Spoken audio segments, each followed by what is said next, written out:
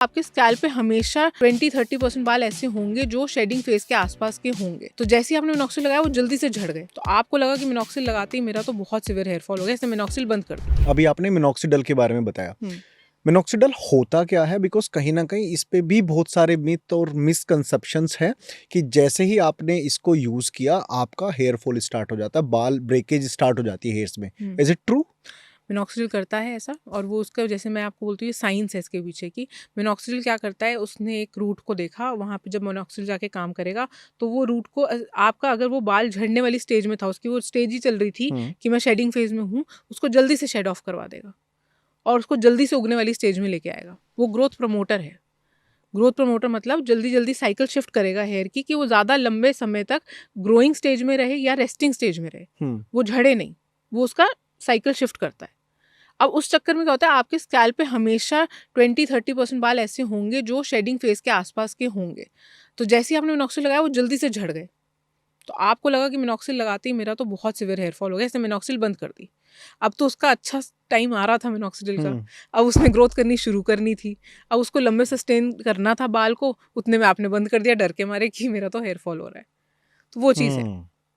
अच्छा, दूसरी चीज़ है, मिनॉक्सिल छोड़ते हैं जैसे ही तब लोग बोलते हैं कि डेंसिटी चली गई।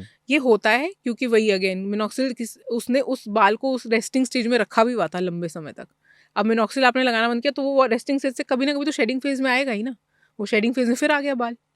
तो ये आपको क्या लगा कि मैं ओके, ये क्या इसको मतलब कॉन्टिन्यूटी में यूज करना है या एक टाइम पीरियड रोज होता है? रात को 1 ml अपने स्कैल्प पे लगाना है, हल्के से मसाज करनी है। ओके। हाँ। अच्छा, मिनॉक्सिडिल का ऐसा बुरा हाल हो चुका है कि वो ओवर द काउंटर इतनी ज़्यादा मिलने लग गई है, या उसको मार्केट ऐसा गया गया जैसे कि आपका हेयर फॉल हो मिनॉक्सिडिल लगा लो। तो लोग क्या करते हैं, जाते हैं केमिस्ट के पास, मिनॉक्सिडिल लिया, मिनॉक्सिडिल लगा के घर पे लगाना शुरू हो गए।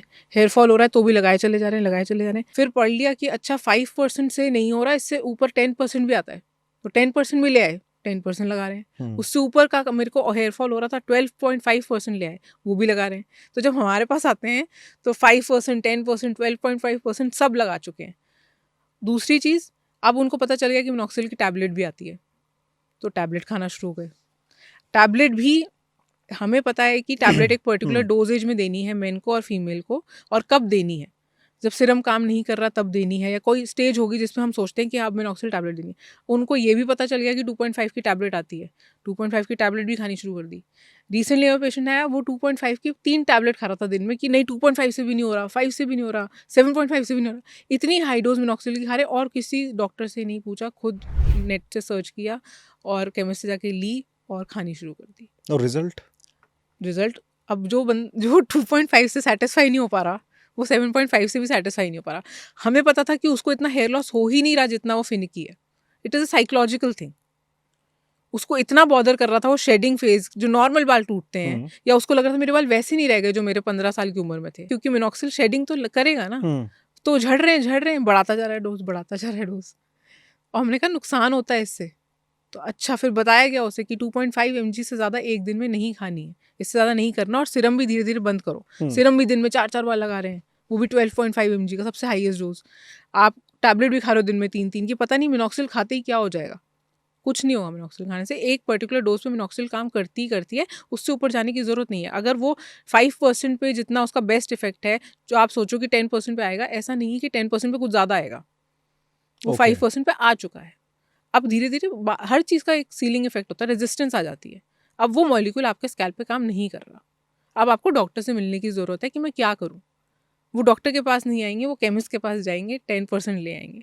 10% पे केमिस्ट बोलेंगे कि नहीं ऐसा नहीं है, 12.5 ले लो, 12.5 ले आएंगे। ऐसा करो आप टैबलेट खा लो, टैबलेट खा लेंगे, वो डॉक्टर के पास नहीं आएंगे।